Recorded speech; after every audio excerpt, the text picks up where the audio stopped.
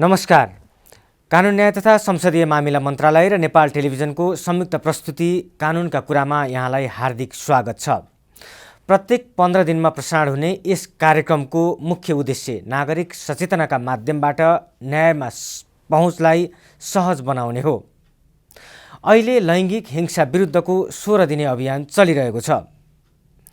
आजको श्रृङ्खलामा हामी लैङ्गिक हिंसा विरुद्ध नेपालमा बनेका कानुन, ती कानुन कार्यान्वयनको अवस्था र सरकारले लैङ्गिक हिंसा नियन्त्रण गर्न गरिरहेका कामका बारेमा चर्चा गर्नेछौँ।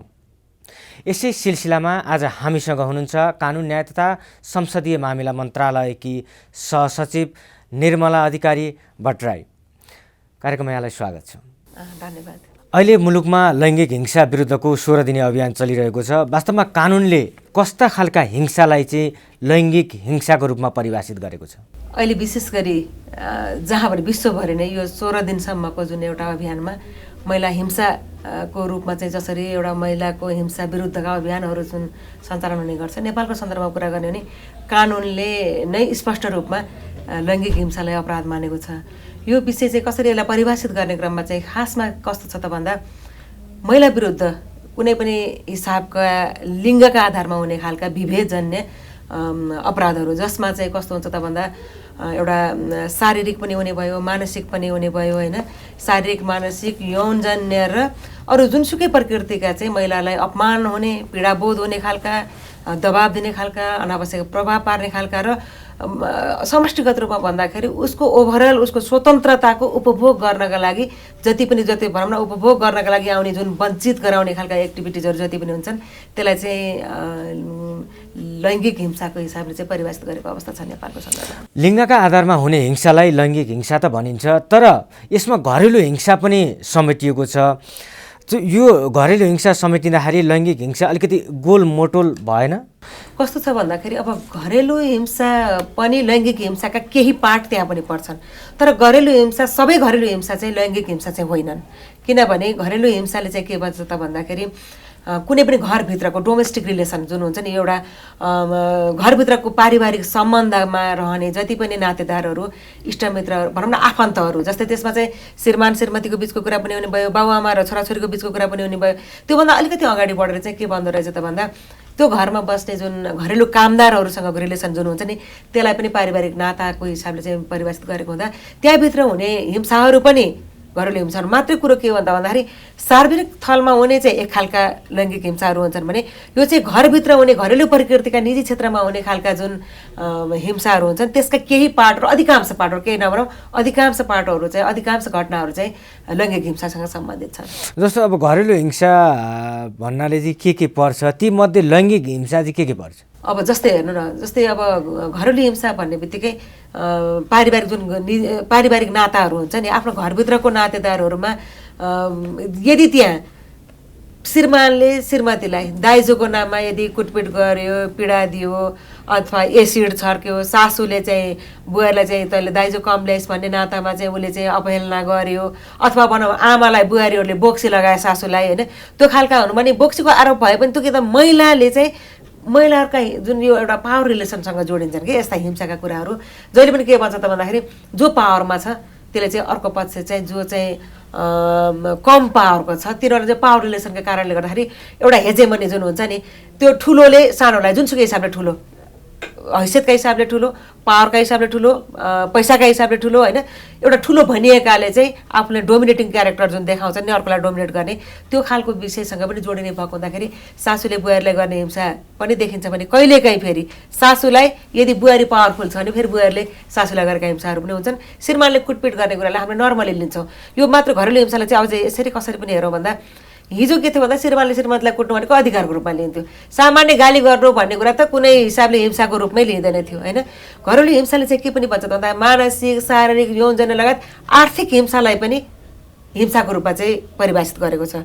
भन्नुको मतलब यदि श्रीमानले चाहिँ आफूले कमाएको कुराहरू चाहिँ आफूले मोनोपोली गर्छ, श्रीमतीका आधारभूत आवश्यकतालाई पनि उसले पैसा दिँदैन, त्यो आफूले कमाएको पैसा चाहिँ आफ्नो केन्द्रित गरेर मात्र खर्च गर्छ अथवा भनौँ अरू कसैका लागि गर्छ तर श्रीमतीका लागि गर्दैन भने त्यसलाई पनि हिंसाको परिभाषाभित्र राखिएको छ भन्दा यिनी कुराहरू चाहिँ महिला भएका कारणले फिल गरेको कुरा हो नि त। किन भन्दा हाम्रो पितृसत्तात्मक समाजमा त पुरुषलाई चाहिँ माथिल्लो स्थान दिएको छ। महिलालाई चाहिँ सहयोगीको हिसाबले जुन व्यवहार गरिन्छ त्यो हिसाबले चाहिँ पुरुषले चाहिँ महिलालाई गर्ने खालको हिंसाहरू जुन छ त्यो घरभित्र पनि हुन्छ भने त्यसलाई पनि अब यो सामान्य कुरा होइन, किनभने हरेक व्यक्तिको चाहिँ आत्मसम्मानपूर्वक बाँच्नु पाउने अधिकार सुनिश्चित हुनुपर्छ भन्ने जुन अन्तर्राष्ट्रिय डकुमेन्ट र नेपालको सन्दर्भमा हरेक कानुनले भनेको सन्दर्भ, हाम्रो संविधानले सुनिश्चित गरेको सन्दर्भ हो। त्यो सन्दर्भमा हेर्दाखेरि यो महिलाहरूलाई सम्मानजनक रूपमा चाहिँ बाँच्न पाउने अधिकार सुनिश्चित गर्ने विषयसँग जोडेको हुँदा निजी घरभित्र इभन बिस्तरामा पनि श्रीमानले चाहिँ श्रीमतीको रेस्पेक्ट गर्नुपर्छ भन्ने हिसाबले जुन हामीले अलिकति पछि पनि जोडौँला, यो वैवाहिक बलात्कारलाई पनि अपराध घोषित गरेको जुन अवस्था छ, यिनी कुराहरूले पनि के देखाउँछ भन्दा अब हामी श्रीमान श्रीमतीको बिचमा पनि राज्यले चाहिँ महिलाको अधिकार सुनिश्चित गरेको छ।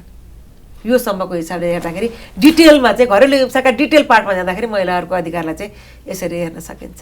नेपालको संविधानको मौलिक हकमै या संविधानको धारा 38मा महिलाको हक सम्बन्धी व्यवस्था गरिएको छ र यसको मुख्य उद्देश्य पनि के यो लैङ्गिक हिंसा या महिला हिंसा नियन्त्रणका लागि हो?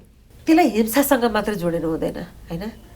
महिला जब जन्मिन्छन् नि पुरुष पनि त्यसै गरी जन्मिन्छन्, महिला पनि त्यसै गरी जन्मिन्छन्। जन्मिने बित्तिकै हरेक व्यक्ति यो पृथ्वीमा जन्मिसके पछाडि हरेक व्यक्तिले चाहिँ पाउनुपर्ने अधिकारहरू चाहे त्यो महिला होस् चाहे त्यो पुरुष होस् समानताका आधारमा चाहिँ प्राप्त गर्नुपर्छ भन्ने जुन मानव अधिकारको आधारभूत मान्यता हो नि त्यो विषयसँग यो विषय चाहिँ जोडिएको छ।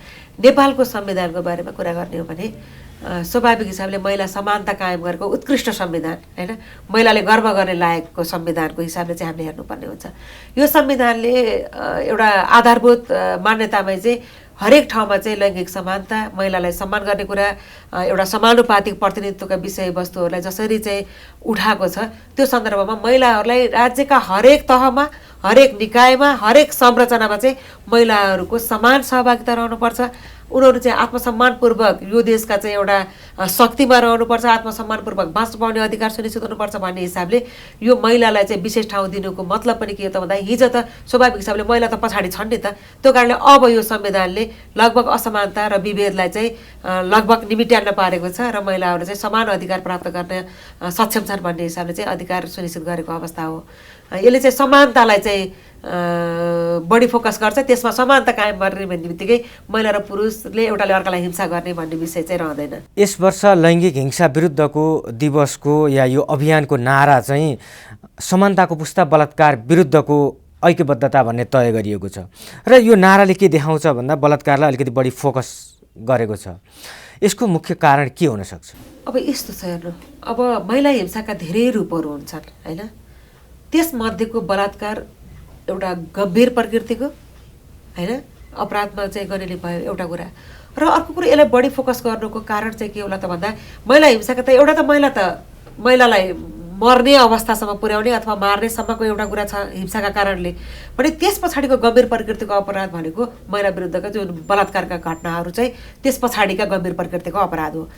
यसलाई चाहिँ कसरी पनि हेरौँ त भन्दा पछिल्लो समयमा आएर नेपालको सन्दर्भमा मात्र होइन विश्वव्यापी रूपमा नै बलात्कारका घटनाहरू भनेको महिलाहरूमाथि हुने जुन बलात्कारका घटनाहरू चाहिँ धेरै हदसम्म जुनसुकै लेभलमा पनि त्यस्ता खालका चरित्रहरू देखिँदो रहेछ र त्यस्ता खालका धेरै महिलाहरू चाहिँ त्यो बलात्कारका केसबाट चाहिँ पीडित भएको अवस्था छ भन्ने कुरा जुन एउटा सत्य हाम्रो अगाडि चाहिँ छर्लङ्ग छ नि त, त्यो तथ्य सत्य जे हो त्यो चाहिँ छ। पण नेपालको सन्दर्भमा पनि पछिल्लो समयमा चाहिँ धेरै खालका घटनाहरू बलात्कारसँग जोडिएका घटनाहरू धेरै आएको र अब पारिवारिक हिसाबमा सबैभन्दा संरक्षकको रूपमा रहेको आफ्नो बाउ, आफ्ना हजुरबाउ, आफ्नो दाजु, आफ्ना इष्टमित्र, नजिकको नातेदारले समेत बलात्कारका घटनाहरू चाहिँ घटाएको जुन देखिएको छ, यो कुराले गर्दा यो एउटा गम्भीर प्रकृतिको समस्याको रूपमा लिएर यो वर्षलाई चाहिँ अब अलिकति यो वर्षको नारामा नै त्यो राख्नुको कारण चाहिँ त्यो होला भन्ने मैले चाहिँ बुझ्छु सरकारको तर्फबाट। सामान्यतया हिंसाका 5% घटना मात्रै सार्वजनिक हुने गरेका छन् या उजुरीमा जाने गरेका छन् या सम्बन्धित तहमा पीडितले उजुरी पुग्ने गरेको भन्ने विभिन्न अध्ययनले देखाउने गरेको छ र अझ बलात्कारका घटना त त्योभन्दा पनि न्यून सङ्ख्यामा पुग्ने गरेको छ। यसको खास कारण के हो?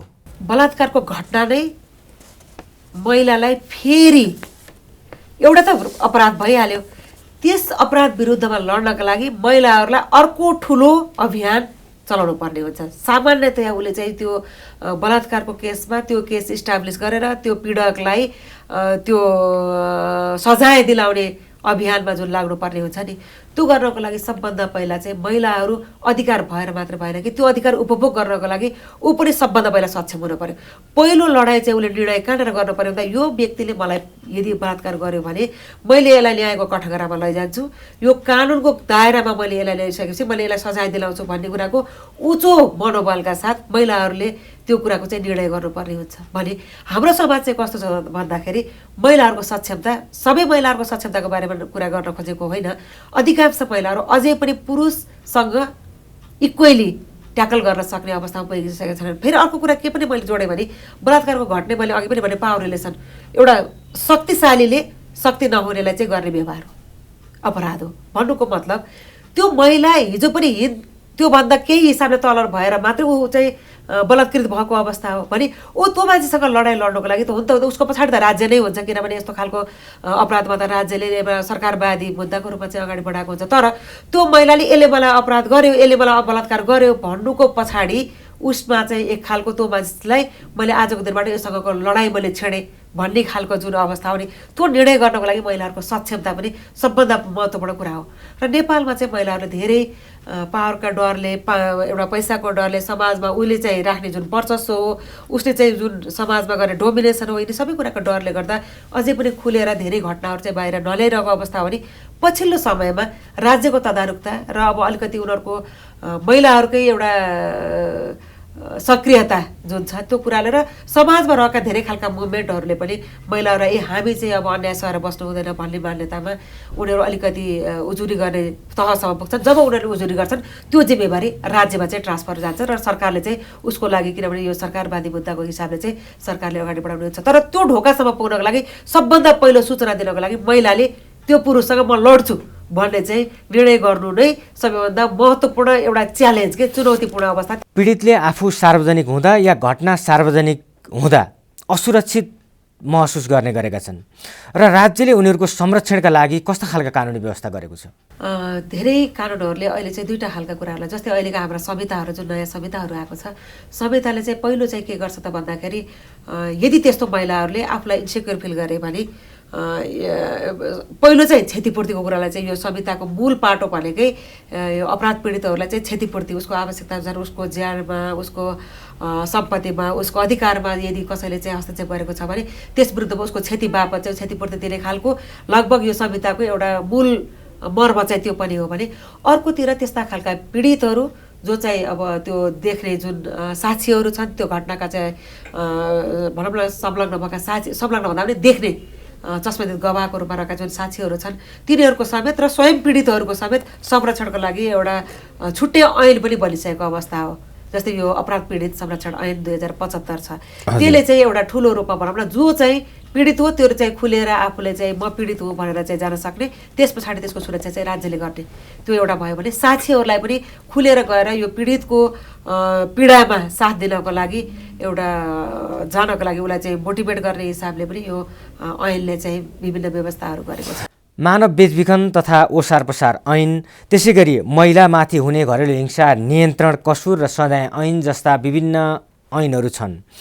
यी ऐनले चाहिँ यो घरेलु हिंसा या चाहिँ लैङ्गिक हिंसा नियन्त्रणका लागि कतिको प्रभावकारी भूमिका निर्वाह गरेका छन्? महिलाहरूको एउटा समानता र महिलाहरूको विभेद रहितका कुराहरू, भनौँ न एउटा इक्वालिटीका कुराहरू, समानता कायम गर्ने कुराहरू र समाजमा भएका जति पनि एउटा हाम्रा कुसंस्कार कुरीतिहरू छन् नि, जस्तै भनौँ न बोक्सीको आरोपका कुराहरूदेखि लिएर अमानवीय व्यवहार गर्ने व्यवहार जुन छ त्यो विषयवस्तुदेखि लिएर महिलाहरूमा हुन सक्ने जस्तै अब धेरै खालका हिंसाहरूमा धेरै, अब मैले अघि पनि भने नि वैदेशिक रोजगारका कुराहरूलाई एउटा अरूको ऐनहरूले पनि गमन गरेका छन् भने त्यसमा चाहिँ हामी समग्रतामा हेर्दाखेरि पीडितको संरक्षण गर्ने हिसाबले चाहिँ यिनी संहिताहरूले जहाँ जहाँ महिलाहरू पीडित हुन्छन्, जहाँ जहाँ महिलाहरू हिंसाका शिकार हुन सक्छन् त्यो ठाउँमा उनीहरूलाई चाहिने अन्तरिम आदेशहरू कस्ता कस्ता संरक्षणात्मक आदेशहरू चाहिन्छ, कस्तो कस्तो अवस्थामा राज्यले क्षतिपूर्ति दिन सक्छ, कस्तो अवस्थामा चाहिँ स्वयं पीडकबाट चाहिँ क्षतिपूर्ति मगाउन दिलाउन सकिन्छ भन्ने प्रावधानका साथसाथै उनीहरूले न्याय छिटो छरितो चाहिँ उनीहरूको एक्सेस कसरी चाहिँ हुन सक्छ त भन्ने अर्थमा चाहिँ विभिन्न खालका प्रावधानहरू गरेको छ, जसमा चाहिँ मुख्य रूपमा चाहिँ क्षतिपूर्तिको कुरा कुराहरू र पीडित संरक्षणका कुराहरू एउटा चाहिँ महिलाहरू सजिलैसँग चाहिँ न्याय माग गर्न जाने यो अवस्थाका हरेक स्टेपहरूमा चाहिँ यसले विशेष खालका व्यवस्थाहरू गरेको छ। कानुन त धेरै बने तर कार्यान्वयनको अवस्था अलिकति कमजोर छ, फितलो कार्यान्वयन छ भनिन्छ। यो कानुनलाई कडाइका साथ कार्यान्वयन गर्नका लागि अहिले भइरहेका पहल पर्याप्त छन् या अझै थप पहल गर्नुपर्ने के देख्नुहुन्छ? यसमा मेरो सबैभन्दा पहिलो शर्त चाहिँ के जस्तो लाग्छ भने कानुन आफै बन्दैमा एकैचोटि सबैले झ्याप्पै न्याय पाइहाल्ने त्यसको 100% चाहिँ कार्यान्वयन हुने भन्ने अवस्था हुन सक्दैन। किनभने हामी जस्तो सामाजिक संरचनामा छौँ, हाम्रो समाजमा चाहिँ महिलाहरूको स्ट्याटस के छ हेर्नु है। हामी घरभित्र महिलाहरूको भूमिका, परिवारमा चाहिँ उनीहरूको भूमिका, समुदायमा उनीहरूको भूमिका र एउटा सार्वजनिक क्षेत्रमा चाहिँ ओभरअल हेर्ने हो भने महिलाहरू अझै पनि पुरुषको तुलनामा पछाडि छन् होइन। अधिकार सम्पन्न त भए तर त्यो अधिकार उपभोग गर्नको लागि त महिलाहरूको क्षमता अभिवृद्धि एउटा पाटो। समाजमा रहेका हामी तमाम समाजमा रहेका परिवारका सदस्य, समाजका हरेक नेतृत्व र स्वयं महिला सबैजनाले चाहिँ के हुन त पर्यो भन्दाखेरि महिलाहरूको स्ट्याटसमा एउटा परिवर्तन ल्याउनका लागि महिलाको सचेतनामा चाहिँ साथ दिनु पर्यो, महिलाहरूको क्षमता अभिवृद्धि गर्नु पर्यो। समाजमा रहेका जुन हाम्रो सामाजिक रूपले, परम्परागत रूपले, धार्मिक हिसाबले, सांस्कृतिक रूपले महिलाहरूलाई हेरिने जुन दृष्टिकोण छ त्यो ओभरअल दृष्टिकोणमा चाहिँ परिवर्तन आउनुपर्ने हुन्छ।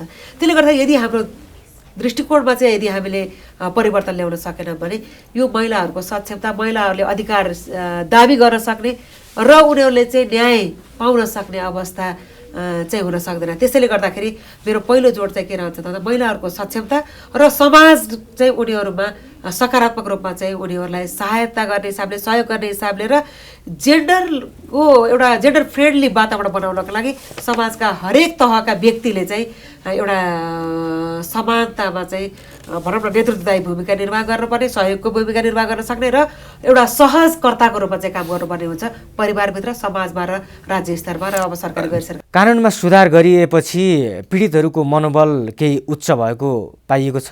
जति पनि अब अहिले 16 दिने अभियानमा हेर्नुहोस् न, हामीले 2-4वटा घटनाहरू देखाउँछौँ। ए 16 दिने अभियान यता चलिरहेको छ तर अर्कोतिर चाहिँ घटना पनि भइरहेको छ भनेर भन्छौँ। त्यो भन्नुको मतलब त्यो घटना त नोटिसमा आयो नि त होइन। यदि हामी यसरी अभियान चलाउँदैनथ्यौँ भने सरकारी क्षेत्रबाट मात्रै कुनै पनि हिसाबले चाहिँ जेन्डर इक्वालिटी भनेको कुरा सरकारी क्षेत्रले मात्रै इस्टाब्लिस गर्न चाहेर मात्रै हुने विषय होइन होइन। यो चाहिँ राज्यका हरेक तहमा रहेका हरेक नागरिक तहसम्म यो विषयमा चाहिँ एउटा लैङ्गिक समानता कायम गर्नको लागि सबै मानिस सचेत पनि हुनुपर्छ र त्यही अनुसार क्रियाशील पनि हुनुपर्छ। यो अर्थमा चाहिँ यो अभियानले के गर्यो भन्ने कुरा त अभियानले धेरै कुरा गर्यो भनेर मैले भन्छु। किनभने सरकारले कानुन ल्याइदियो त्यतिमा मात्र पर्याप्त छैन। यदि यो एडभोकेसी हुँदैन थियो भने त त्यो सूचना पनि सम्बन्धित तहसम्म पुग्दैन थियो।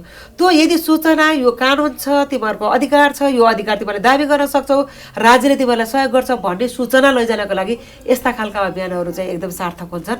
र मलाई लाग्छ प्रभावकारी कार्यान्वयनको कुरा एकैचोटि 100% नतिजा आउन सक्दैन, तर बिस्तारै बिस्तारै हामी सकारात्मक वेमा भनौँ न एउटा हामी सही ट्र्याकमा छौँ भन्ने कुरामा चाहिँ म चाहिँ विश्वस्त छु। जुनसुकै हिंसामा पनि पीडित भइसकेको आफूले महसुस गरिसकेपछि त्यसको उपचार खोज्न चाहिँ कहाँ जाने? कस्तो खालको हिंसा हो त्यो पहिला सबैभन्दा पहिला चाहिँ हरेक व्यक्तिले कानुन जान्नै पर्छ भन्ने त अब सामान्य मान्यता हो। तर नजान्दाखेरि पनि अहिले हाम्रो हेर्नु न स्थानीय तहमै हाम्रा महिला जनप्रतिनिधिहरू हुनुहुन्छ। उहाँ भनेको महिलाको भोइस जहाँ कहीँ चाहिँ बोल्न सक्नुहुन्छ र उहाँहरूले महिलाको न्याय दिनको लागि महिलाका इस्युहरूलाई राज्य स्तरको हरेक तहमा चाहिँ लैजान सक्ने क्षमतामा चाहिँ उहाँहरू हुनुहुन्छ। यो अर्थमा पनि सबभन्दा पहिला चाहिँ उहाँहरूको स्थानीय तह चाहिँ उहाँहरूको चाहिँ सबभन्दा नजिकको एक्सेसमा चाहिँ स्थानीय तह रह्यो। त्यसै गरी प्रहरी सेलहरू जहाँ जहाँ प्रहरी बिटहरू हुन्छ त्यहाँ चाहिँ उहाँहरूले चाहिँ आफ्नो समस्यालाई चाहिँ गरेर राख्न सक्नुहुन्छ। त्यस्तै गरी महिला आयोगका जति पनि सम्पर्क कार्यालयहरूदेखि लिएर महिला आयोगसँग सम्बद्ध निकायहरूमा पनि उहाँहरूले गएर के अरे उजुरी दिन सक्नुहुन्छ।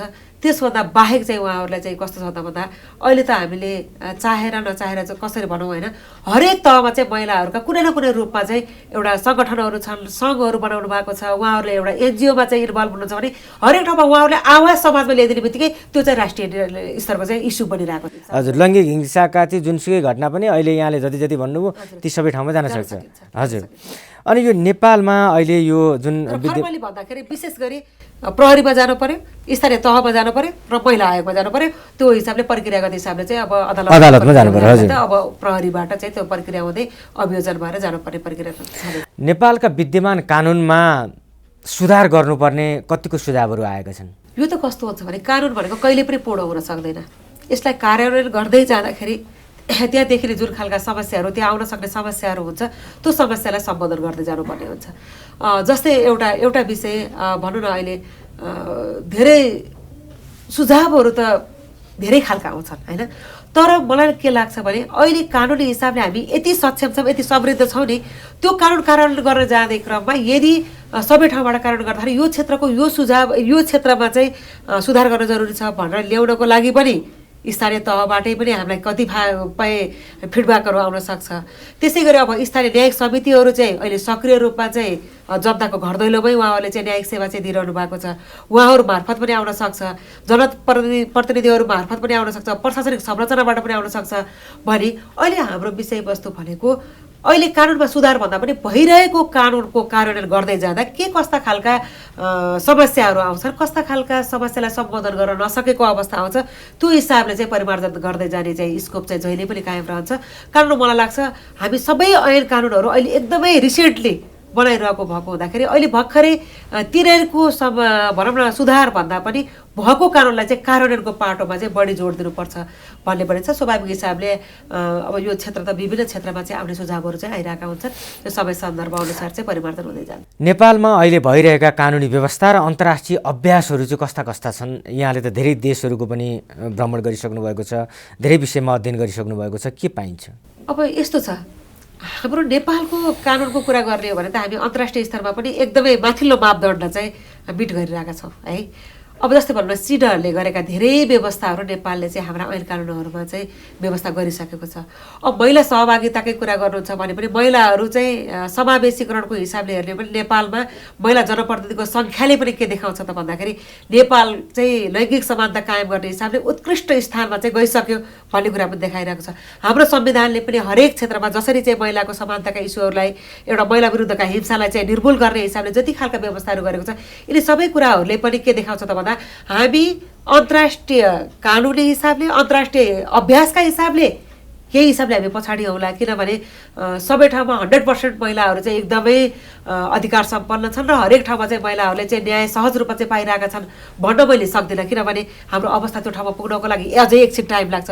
कानुनी हिसाबले मलाई लाग्छ कुनै फलानु मुलुकभन्दा हाम्रो देश कहाँ छ त भनेर प्यारामिटरमा हेर्ने हो भने हामी उत्कृष्ट ठाउँमा चाहिँ पुगिसकेका छौँ कानुनी समृद्धताका हिसाबले, तर अब कार्यान्वयनको हिसाबले चाहिँ हामी त्यो ठाउँमा पुग्छौँ भन्ने मान्यता छ।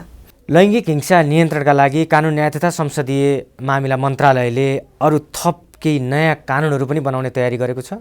अहिले ठ्याक्कै थप कानुनै बनाउने भन्दा पनि विभिन्न ऐनहरूलाई चाहिँ कार्यान्वयन गर्नको लागि नियमहरू बनाउने सन्दर्भमा चाहिँ हाम्रो कानुन मन्त्रालय चाहिँ त्यसमा इन्भल्भ छ। जस्तै अहिले भर्खरै भनौँ एउटा सेफ एभर्सन सम्बन्धी जुन प्रजनन स्वास्थ्य सम्बन्धी एउटा नियमावली बनाउने सन्दर्भको पनि कुरा यो 16 दिने अभियानमा चाहिँ ठाउँ ठाउँमा यो कुरा पनि उठिरहेको थियो। त्यो नियमावली पनि अहिले बन्ने क्रममा छ। त्यो मात्रै होइन, अरू विभिन्न खालका जुन अहिले मौलिक हक कार्यान्वयन गर्ने जति पनि ऐनहरू बने त्यसका सबैका चाहिँ नियमावली बनिसकेका छन्। त्यसको प्रभावकारी रूपमा चाहिँ कार्यान्वयनको लागि जुन नियमावली बन्नुपर्छ त्यो हामी नयाँ नियमावली बनाउने क्रममा चाहिँ अहिले छौँ।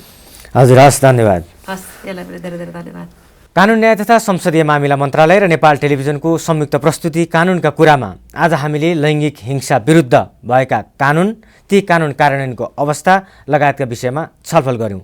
हामीसँग हुनुहुन्थ्यो कानुन न्याय तथा संसदीय मामिला मन्त्रालयकी सहसचिव निर्मला अधिकारी भट्टराई। कार्यक्रमको अर्को श्रृङ्खलामा पनि हामी यस्तै विविध विषयमा छलफल गर्ने गरी उपस्थित हुनेछौँ। नमस्कार।